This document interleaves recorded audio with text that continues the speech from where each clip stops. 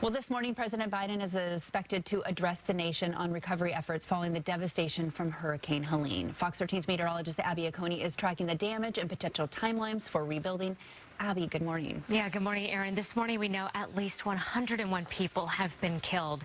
We know Helene blasted ashore last week as a powerful Category 4 hurricane.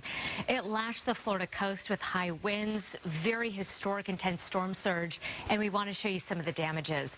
Farther north, states like Georgia, Tennessee, the Carolinas, and Virginia facing devastating flooding, leveling some communities. This is video from Asheville, North Carolina. The county there reported 30 people killed in that area alone, and that number is expected to continue to climb as emergency responders work through collapsed roads to get to more isolated areas.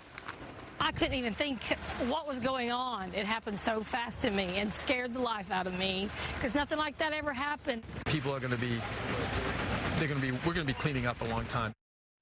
You know, there have been hundreds of water rescues, and more than 2 million homes are still without power, and officials warn rebuilding could take years with the widespread loss. President Biden making some remarks on Hurricane Helene, and we want to take you to those live pictures now. Is my husband, wife, son, daughter, mother, father alive? And many more who remain without electricity, water, food, and communications. Whose homes and businesses have washed away in an instant.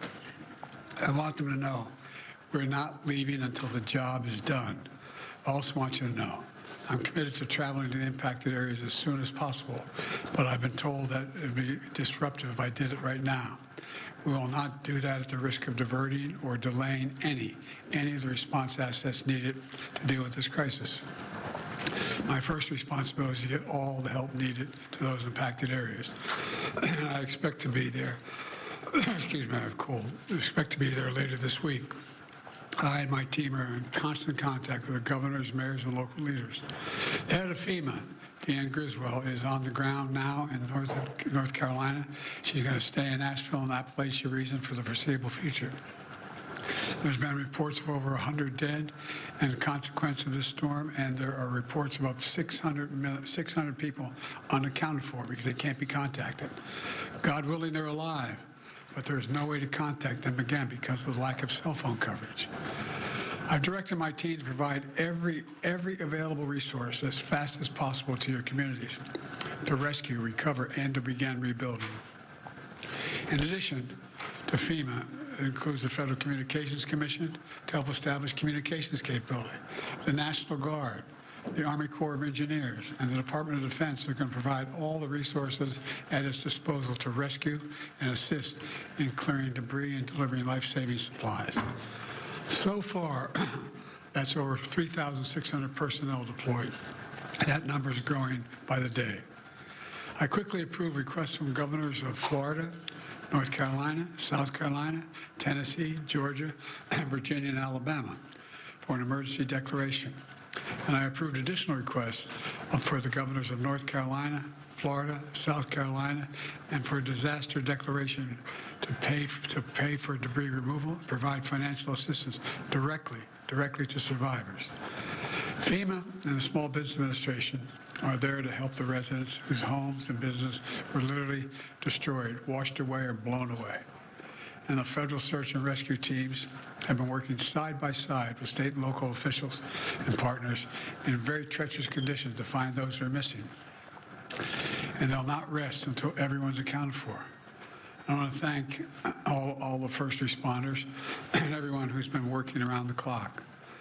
One of the brave teams who's volunteered to be there is from San Diego County Fire Department, set to travel all the way from California to North Carolina to help. But on their way, they were in a terrible car accident in Louisiana. We pray for their full recovery, but it was a bad accident. We know there's more to do. We will continue to surge resources, including food, water, communications, and life-saving equipment. We'll be there, as I said before, and I mean it, as long as it takes to finish this job. Let me close with this. As president, I've seen firsthand the devastating toll that disasters like this take on families and communities.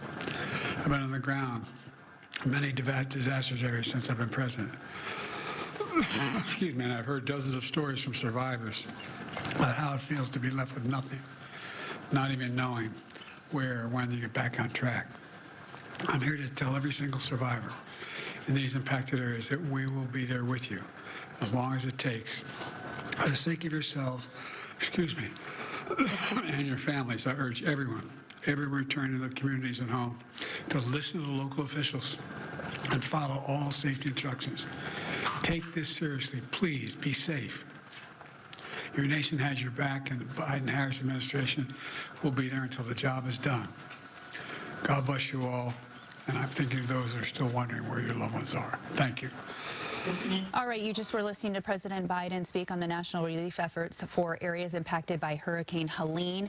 He said he's not leaving until the job is done. He will travel to those impacted areas, but not right now because he doesn't want to get in the way with that. So it'll be a little bit of time before he can get into those areas devastated. And again, he reports more than 100 dead, 600 people missing, lack of cell phone coverage. He says that he will not rest until those missing people are found, and he's provided relief from several state governors for emergency management and FEMA to get in there and continue the search and help rebuild homes that have been just washed away or blown away by Hurricane Helene's path. So we were going to stay on top of this and continue covering that situation. We're going to switch gears now and head over to Ryan McMillan, where we're going to talk about our local forecast, quite different.